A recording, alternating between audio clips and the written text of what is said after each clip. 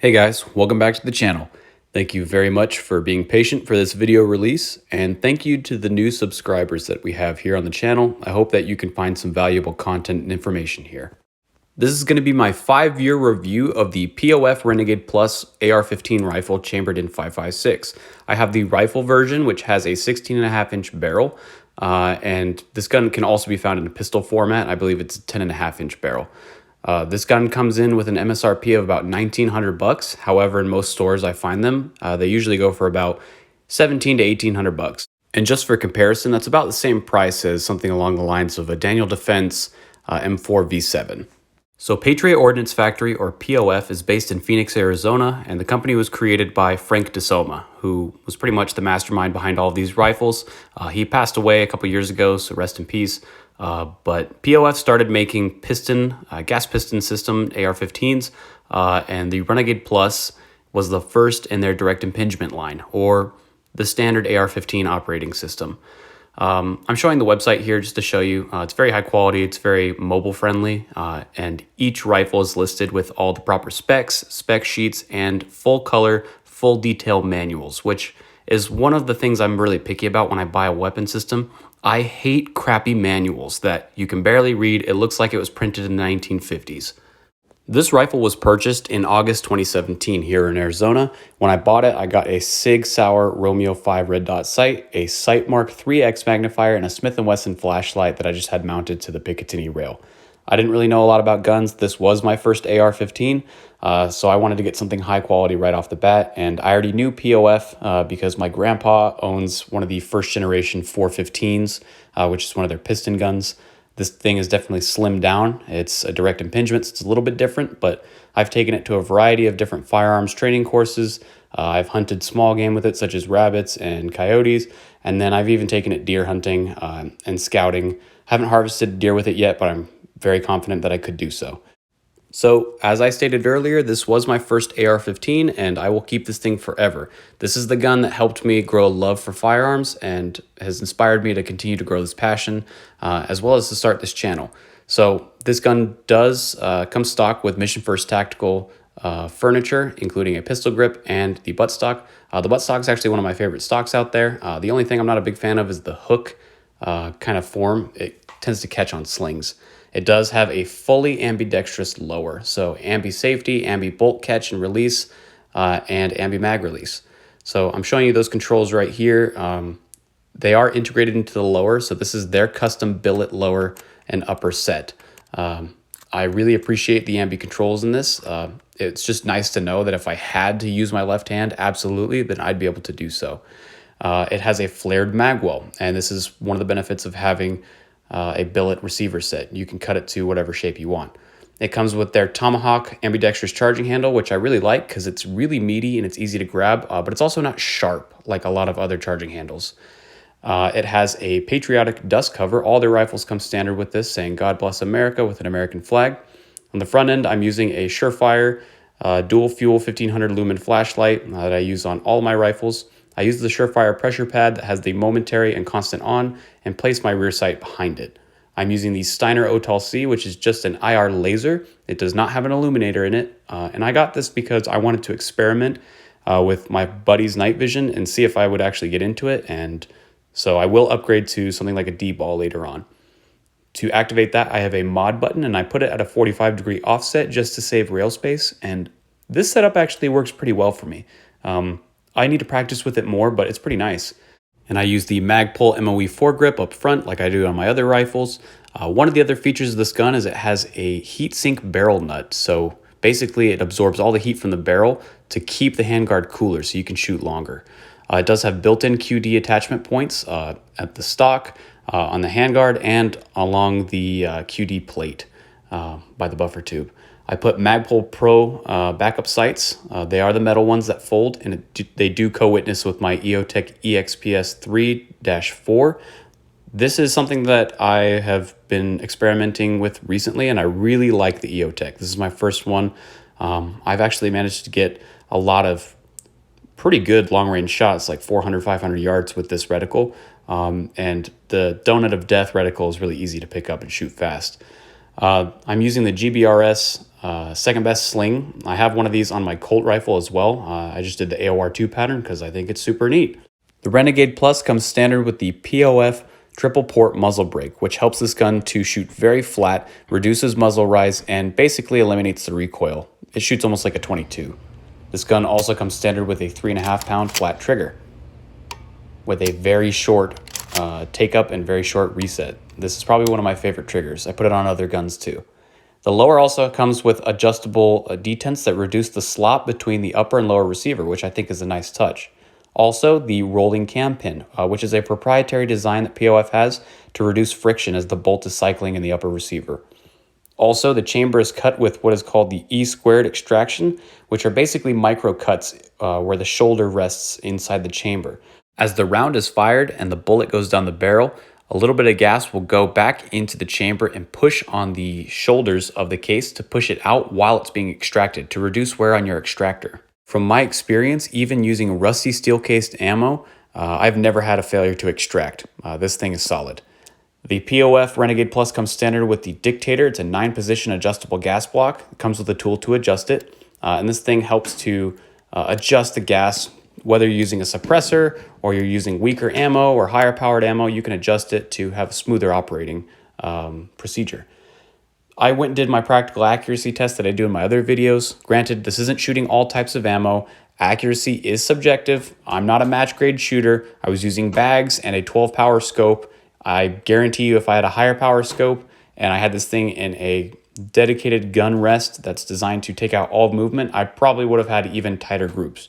However, with a practical standpoint, the accuracy from this was actually very, very good. With 55 grain, 62 grain, up to even 77 grain, this rifle shoots phenomenally well. It shoots very, very well. The Hornady match shot a little bit wider than I would have liked. I think that's more of a shooter error, but the gold medal match shot at 0.75 MOA, which is an excellent size, especially with a 12 power scope. The Winchester 62 grain is like a standard ball. And the Tula, just your steel cased ammo, shot about 2 MOA and then 4 if you include my flyer, which is still pretty good considering that ammo is not very high quality, not very consistent. Overall, after the math, the results came in with a 1.6 MOA average. Like I said, if you use a higher powered scope and you use a dedicated shooting a rifle rest, one of those things that basically eliminate all movement from the rifle, and you're a match grade shooter, I guarantee you could easily crank out 1 MOA or below with this rifle at a very consistent level. This rifle is very accurate. It is also very reliable. I've never had an issue in which the gun jammed up. Only one time did I ever have a round go up and cause a malfunction, but that was because I was using a garbage hex mag, and the mag was worn out and it shoved the round straight up into the charging handle canal and got jammed between the charging handle and the bolt carrier. And I'll go more into that later in this video. But I've shot this thing in crappy conditions, in the rain, in the mud, and in the Arizona desert during a sandstorm, and this thing has never jammed up. I trust this rifle with my life. If you are worried about reliability, you can even adjust the gas block, but I never had to do that and didn't do that until maybe early this year. I left it on the factory setting when I got it. So I'm going to show you just some footage of me shooting in the desert, doing some drills, things that help me to really get comfortable shooting this rifle. I'm very comfortable shooting it. I've shot it for 5 years in various configurations, but this is pretty much my go-to setup now. This is my home defense gun. Yes, I know some of you are going to whine and say, but you're using a muzzle brake. You'll blow your eardrums out. Yeah, probably, but I don't have a suppressor yet, and when I do get one, I will put it on this rifle. So anyway, I did a lot of drills from 25, 50, and some even at 100 meters. Just getting more acquainted with the EOTech, considering this is the newest piece of kit I have on here. And yes, for those that are wondering and want to comment, I am activating my white light on purpose, because if at any time I'm going to get in an engagement, which I hope never happens, it's going to be at night in the dark, probably in my house. But I also work night shift on patrol, and with a patrol rifle, I need to practice utilizing my white light because it's dark as hell. So this gun, again, shoots very, very quickly. The muzzle brake, as you can see, does expel a lot of gas out the sides. It's very concussive. However, it does reduce, basically eliminates the recoil in this gun. Helps in getting very accurate follow-up shots. One of my observations is also the heat sink barrel nut really does its job in reducing overall heat of the handguard while you're shooting. Of course, if you're going to lay down like 6 or 7 mags worth of ammunition in quick succession, yeah, it's going to get hot and your hands are going to burn just like any other handguard. But the handguard is thicker and that heatsink barrel nut is big. That was one of the design ideas that Frank DeSoma had to reduce the heat and increase the longevity of this rifle, keep you in the fight for longer. One thing that needs to be specifically mentioned is that a lot of parts in POF's rifles are proprietary. So the roller cam pin is a proprietary design. You can install that in a normal mil-spec rifle, but you will have to replace the gas key. On the Renegade Plus, it has a straight gas tube. So normally a mil-spec gas tube above an AR-15 barrel has a little bend before it goes into the receiver. In this case, it's completely straight. I guess it's an aerospace principle that any bends in tubes like that will create inconsistencies in gas flow. I don't really know if you'd be able to measure that as a shooter, but it's worth noting that you can actually see in these videos the very, very consistent ejection pattern of this rifle. Whatever configuration you have the gas block on, the brass is all going to follow itself. All right, going right into the pros and cons. Obviously, this rifle is very controllable. It's very accurate, very reliable. It is highly tunable with 9 settings on the adjustable gas block. It has a lot of pre-installed upgrades, which I think is awesome. So that would be kind of my best bang for the buck. Sure, this rifle is an MSRP of around $2,000, but like I said earlier, you can find this in shops going for around more like $1,800, which again is around the same price as a Daniel Defense, which is also a very high quality rifle.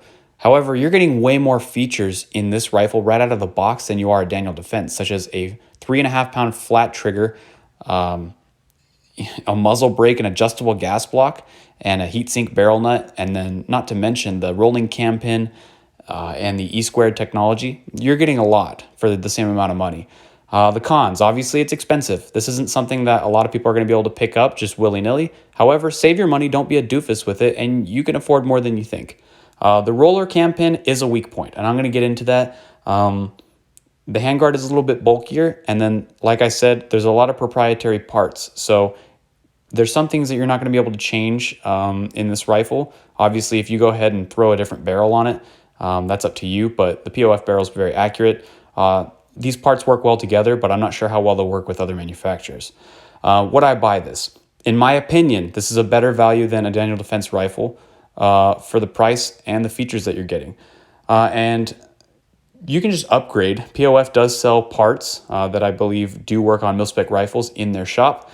You can upgrade your already existing rifle with the POF parts if you don't want to go and just buy a new rifle, which is also a great idea. I'm very much a proponent of using what you've got rather than having to just go and buy the latest and greatest because everybody else is doing it on Instagram. So a disclaimer, I am not paid by POF. I sure wish I was, right? Because, man, that's a cool company. However, I'm not. I only have experience with the Renegade Plus and the POF 415 piston rifle, so I cannot attest for the quality of POF's other firearms, such as the Revolution, the Rogue. I've heard some things about the Rogue that were not that great. I haven't tested it for myself, so I can't talk about any of POF's other firearms. However, the Renegade Plus and POF 415 rifles, in my experience in using them, using my friends and other family members, they all work great. They're all accurate, reliable, very dependable rifles.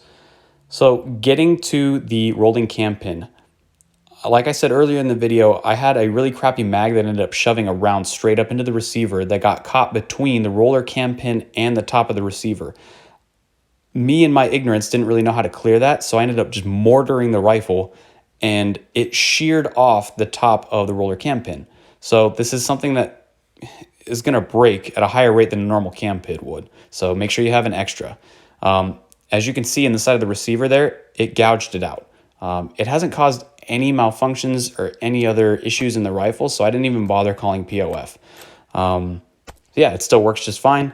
I ended up getting a replacement part. I have contacted POF's customer support in the past just to ask questions, not really having any rifle-related issues. And the reps are super cool. They're super willing to help you out, very knowledgeable about the products. POF wants you to shoot their guns. So if you have any questions or you have any problems with your rifle, call them. They will help you, I promise you. So again, this is my 5-year review of the POF Renegade Plus.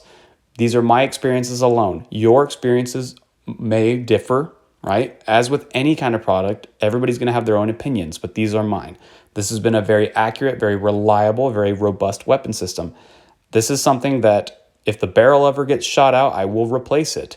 I love this gun. It's not going anywhere. This one is not for sale. Of all the guns that everybody asks me if I'm selling anything, this is never up for sale. 5 years with this rifle has taught me a lot. It's taught me a lot about AR-15s. And then when I go from a mil-spec, from this to a mil-spec AR-15, honestly, I end up coming back to this every time, just because this is loaded with all the features that I've always wanted in a rifle. There's so many good things about it. There's probably some things I didn't even hit in this. So go check it out for yourselves on POF's website. Thanks so much for watching this video, guys. I appreciate you guys being patient. We are nearing 1,000 subscribers, so please stick around for more content. On top of that, I've heard you guys, there will be more gear reviews. So not just firearms reviews, I've got kit reviews coming pretty soon. I got some cool stuff to show you guys. We've got so much more in store, so please stick around. Thanks so much for watching. Stay tuned for the next video.